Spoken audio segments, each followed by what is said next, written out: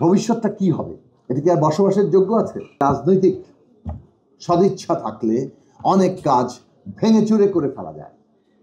বিশেষভাবে এত বড় একটা অভ্যুত্থানের পরে এই রকম জনগণের এবং তরুণদের সমর্থনের উপর দাঁড়িয়ে এবং সবগুলো আন্দোলনকারী রাজনৈতিক দল যখন একটা সরকারকে সমর্থন দিয়েছে, তখন তারা এমন কতগুলো পদক্ষেপ নিতে পারতেন, দ্রুততার সাথে পরিকল্পনা, সব স্টেক হোল্ডারদেরকে অংশগ্রহণ করানো, অ্যান্ড দেন এক্সিকিউশন। যে পলিটিক্যাল উইল থাকলে আমরা অনেকগুলো জিনিস করতে পারি। ঢাকা শহরের ভবিষ্যৎটা কি হবে? এটা কি আর বসবাসের যোগ্য আছে? অথচ কত দ্রুতই এটাকে বদলে ফেলা যায়। আমাদের শিশুরা খেলতে পারে না, বের হতে পারে না,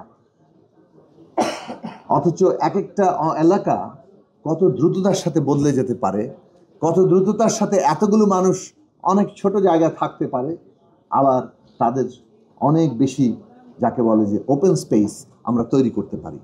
তো সেই জায়গাগুলোতে আমরা যেতে পারছি না। দুনিয়াতে আরেকটা বড় সমস্যা আছে, এনার্জি। আজকের আধুনিক সভ্যতার পেছনে আছে জ্বালানি। এই জ্বালানির বদল আগামী দিনে যারা করবে তারা কিছুটা হলে এগিয়ে থাকবে। বাংলাদেশের একমাত্র স্মার্ট সিটি বসুন্ধরা এখন আরো নিরাপদ, আধুনিকতায় আরো এক ধাপ এগিয়ে। আমরা বাংলাদেশে বিগত সরকারের সময় লড়াইটা বাংলাদেশে দীর্ঘদিন ধরে করেছি যে জ্বালানির এই যে ফসিল ফুয়েল নির্ভরতা, বিশেষভাবে কয়লা 19 শতকের জিনিসের উপরে আবার ফিরে যাচ্ছে শেখ হাসিনা।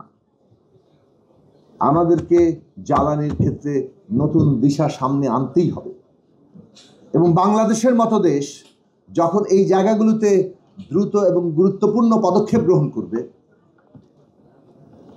তারা যখন রিনিউয়েবল এনার্জির দিকে বড় আকারের শিফটের উদ্যোগ গ্রহণ করবে দুনিয়াব্যাপী, সেইটাকে একটা পরিবর্তনের রূপরেখা হিসেবে সামনে হাজির হবে।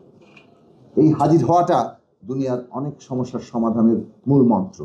আজকে সারা দুনিয়ার যুদ্ধ, সবকিছুর পেছনে এই ফসিল ফুয়েলের রাজনীতি আছে। কাজেই সেই জায়গা থেকে দুনিয়াকে মুক্ত করার জন্য, বাংলাদেশকেও সেই নানান আগ্রাসী জায়গা থেকে মুক্ত রাখার জন্য আমাদেরকে এমন একটা জায়গাতে এনার্জির ক্ষেত্রে দাঁড়াতে হবে যেইটা আমাদের সমস্ত উন্নতি ভাবনা, আমাদের নিজেদের বাসস্থান এবং শেষ পর্যায়ে আমাদের সমস্ত উৎপাদন ব্যবস্থা এবং তার ভিত্তিতে মানুষে মানুষের সম্পর্ক, এইটাকে বদলাবে।